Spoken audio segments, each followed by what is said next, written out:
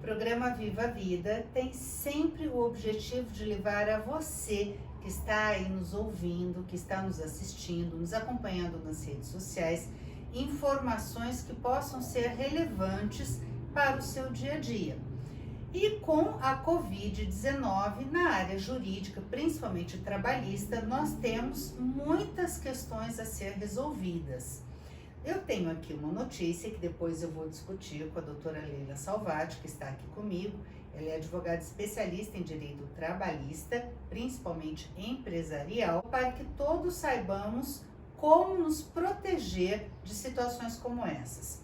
Primeiro, aos empregados, o que é que eles têm direito, e também aos empresários, aos patrões, quais os cuidados que eles têm que ter para que não sejam condenados em reclamatórias trabalhistas que podem trazer grandes infortúnios para a saúde financeira da sua empresa.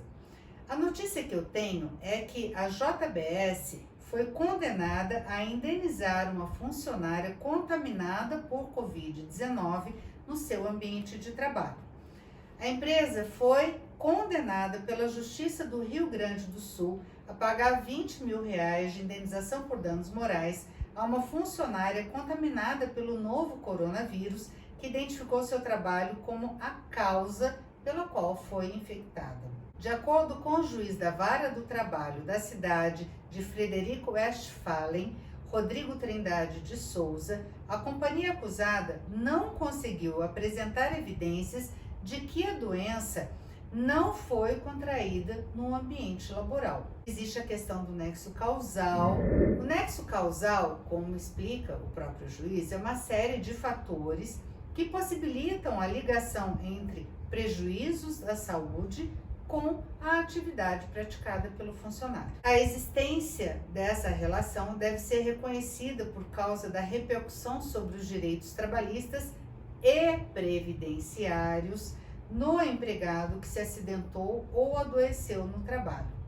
E é sobre isso que eu vou conversar com a doutora Leila Salvati. Doutora Leila, muito obrigada por estar aqui conosco, tirando as nossas dúvidas e as dúvidas aqui dos nossos internautas, dos nossos telespectadores. Olá, doutora, sou eu que agradeço o convite mais uma vez. É sempre um prazer ter aqui a doutora Leila, com esse cabedal de experiência, de conhecimento que ela tem, que só nos ajuda muito. Doutora Leila, o que a senhora pode falar sobre essa questão da Covid-19 adquirida no ambiente de trabalho, no ambiente laboral? E esse caso específico que a senhora citou aí de um frigorífico, o que aconteceu? A empresa não conseguiu comprovar que a doença não foi adquirida no ambiente laboral. Mas o ônus da prova em qualquer ação judicial é sempre de quem propõe a ação. Ou seja, se eu estou pedindo que a empresa seja condenada a me indenizar porque eu peguei a Covid-19 lá no ambiente em que eu trabalho, não sou eu que tenho que provar. Eu estou entrando com a ação, eu tenho o ônus da prova. Há algumas doenças do trabalho e alguns ambientes específicos de trabalho que a prova se inverte, a prova ela passa a ser da empresa. E é esse o caso? É esse o caso, um caso de um frigorífico que especificamente as pessoas elas trabalham principalmente de forma muito aglomerada, então o ônus passa a ser da empresa. Só que nós temos que ter um cuidado aí. Essa ação, essa decisão ela vai abrir um precedente e nós não sabemos como vai ficar a situação. Então, os empresários, eles têm que ter cuidado redobrado no ambiente laboral. Permanece a análise, então, de cada caso concreto, né, doutor? E todas as doenças que eu tenho, que automaticamente ela tem um nexo com a atividade laboral, a prova ela inverte. O ônus da prova ela passa a ser da empresa. Qual a diferença entre a doença laboral e a doença comum? Porque existe a questão da estabilidade, né? A doença comum, ela não gera estabilidade, a doença laboral gera estabilidade. Inclusive, nesse caso específico, provavelmente a empresa vai ser comunicada para fornecer o CAT, que é o comunicado de acidente de trabalho, para o INSS, e essa moça, essa empregada, ela vai ter a indenização de mais um ano, ou a estabilidade, ou a indenização substitutiva de mais um ano, por doença no trabalho. Isso quer dizer que ela vai ter estabilidade por 1 ano por ser doença do trabalho. Exatamente. Se a Covid tivesse sido considerada uma doença comum, ela não teria essa estabilidade ou a indenização substitutiva. Entendi. E isso traz também a obrigação da empresa continuar pagando o FGTS dela? Exatamente, porque quando é doença comum, não é pago o Existe FGTS. a suspensão do pagamento. Quando é doença do trabalho, existe aí a obrigatoriedade. Ah, é muito interessante. Então, por exemplo, se eu tiver um problema do coração, eu posso me afastar do trabalho, mas eu vou receber o auxílio doença comum. Ainda há o risco aí, nesse caso, do próprio INSS entrar com uma ação regressiva contra a empresa pelo período que pagou. O magistrado aqui que prolatou essa sentença condenatória contra a JBS também levou em consideração todo o histórico de contaminação nos frigoríficos da empresa e ressaltou o fato de que essa mesma unidade, a JBS Alves Trindade do Sul, é alvo de uma ação civil pública apresentada pelo Ministério Público do Trabalho.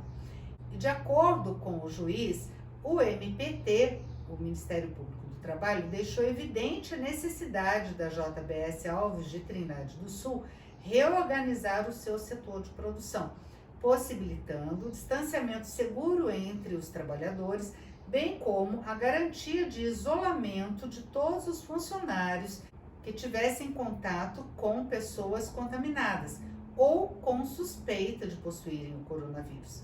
E houve uma grande resistência da empresa, inclusive valendo-se de expedientes processuais pouco comuns. Essa é a fala do juiz. Doutora Leila, quando uma empresa é alvo de ação civil pública pelo Ministério Público do Trabalho, existe uma grande chance de haver condenações em massa contra essa empresa, porque já existe aí indício suficiente para a propositura de uma ação civil pública, quanto mais de uma reclamatória trabalhista, não é verdade? É aí que se faz necessária uma advocacia trabalhista empresarial de forma preventiva. Com certeza, com certeza. O que seria bom para uma empresa desse porte trabalhar com essa advocacia preventiva? Nesse caso, daria-se para fazer um acordo com o Ministério Público do Trabalho e seguir as regras de higiene na própria empresa, como, por exemplo, o distanciamento, o uso de máscara, mas tudo isso de forma documentada.